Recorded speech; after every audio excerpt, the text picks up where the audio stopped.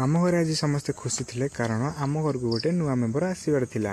मु सकाळु मोर रनिंग सहित एक्सरसाइज सारिकी घर को फेरिक आसला बेलू देखला बेलू घरे कहीं ना कारण समस्ते मेडिकल पलैंती। तो से मुझे कौन कल ना बाहरी पड़े टे दुकान में खाईदे पलि आसबि। तो मुझे दुकान में जस्ट खाଇବା धरिके बसी तेणु सांगे सांग बो फोन कला कि तू आशा दीदी को धरिकी आसिक मेडिकल में पहुँच। मुझे लेट न करके तो सांगे सांग बाहरी पड़ी किसी आउ ड्रेस फ्रेस सेम नहीं। तो सेमती पलि आसली आसिक टांकी को पलि तेल पकड़ापी देन टांकी रे तेल पकईदे सांगे सांगे बाहरी पड़े आशा दीदी घर को। तो आशा दीदी घर पहुँचिक देखला बेलू आशा दीदी एपर्यंत बाहरी ना। तो किसी समय अपेक्षा पर आशा दीदी आसीगले।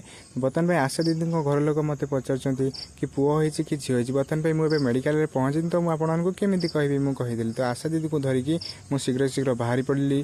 तो एबे मु रोड रे गला बेले भावुची कि खाली भगवान को डाकुची कि मो दीदीर गोटे पुओ हो कहीं मो दीदीर बहुत सिचुएसन खराब था जेहेतु ता घर को गोटे पुओटे दरकार। तो फाइनाली मुझे किसी समय पर आसिक मेडिकल रे पहुँची गली। तो मेडिकल भितर को जीवा एबे देखिबा मेडिकल भितर कौन होची सिचुएसन टा कौन अच्छी।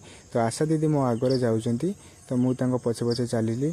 तो बर्तमान पे ऊपर आसिक पहुँचली। ऊपर आसिक देखला बेलू समस्ते ऑपरेशन थिएटर आगे समस्ते ठिया होकर अनेचंती। तो डॉक्टर केते कहे कि पुओ होती कि झील होती। तो किसी समय अपेक्षा पर तो फाइनाली डॉक्टर कहले कि तुम पुओ होती। तो समस्ते खुशी हो गले। झील बर्तमान में कांदिलानी कि मुझे सहित खेली कहे मत एबेटू सहित खेलवाई दियो। तो देखो सी केमती करुच्ची। तो फाइनाली आम पुओ होती तो समस्ते खुशी। तो मु वीडियो टी आज ये शेष करुच्ची पुणी देखा नेक्स्ट वीडियो रे।